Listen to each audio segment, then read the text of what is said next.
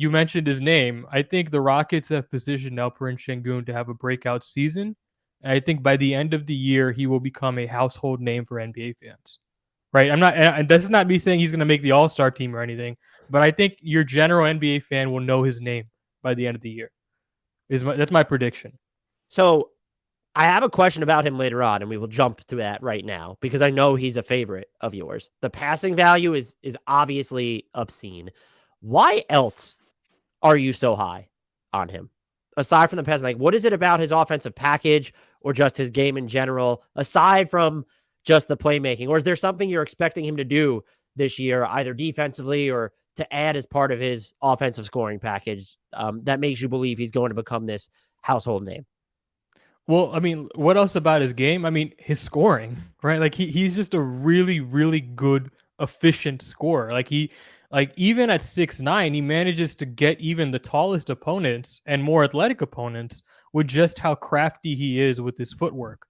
And like I think when he has space, he's going to look awesome. And the Rockets did a good job of surrounding him with 3-point shooting and defense so he doesn't have to be this anchor, right? Like we always think of the center position as like that has to be an anchor defensively. And I never subscribed to that. I've never subscribed to any actually has like player X has to be this in the NBA. I think what's cool about the NBA is you can form a bunch of different team structures and win.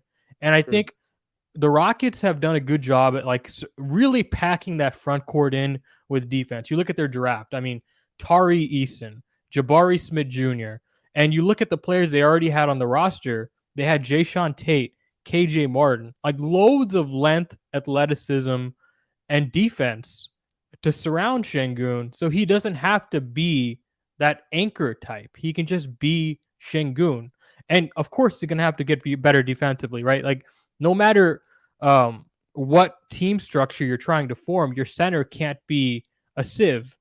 But I think he can get there. I think he can get to league average. In my notes, I said that some of his footwork, like anticipation and just movement, seemed a little bit better in the half court than I was really expecting from him. And so you think there's hope for him to be like, maybe a Nurkic level defender type where you can maybe play him in some drop and he'll be, I think Nurkic has been painted as a really good defender at points. I don't know if I've thought he's overrated there, but like, let's just say the use of Nurkic of last season or 2 seasons ago or something.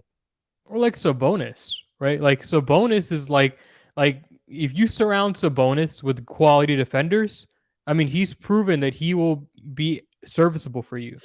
I guess I was also thinking like because Sabonis had a Turner safety net, you're thinking that's what he still needs, like in the front court with him. It's not just a matter of having the right guys in front of him. Okay, absolutely, he still needs a safety net. Yeah, of course. Yeah, I don't think he can ever.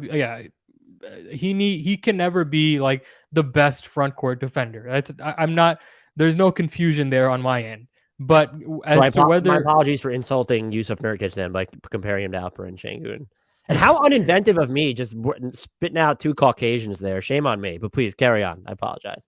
No, it's fine. Listen, like it's tough to make these comps, and just because the first thing we think of is like a Caucasian guy, it's like it doesn't mean like the comparison's not good. Sometimes the comparison's good. Like here's the confusion. Like sometimes when you compare a white guy to another white guy, it fits. I'm sorry, sometimes it fits, right? And like I get that it's like we're conditioned to try to not do that, but if there's a good comparison sitting there, you should make it. Actually the first guy that popped in my head before Nurkic was John Collins as someone who could need a save, but John Collins is just like has so much more pop to his game than Şengün.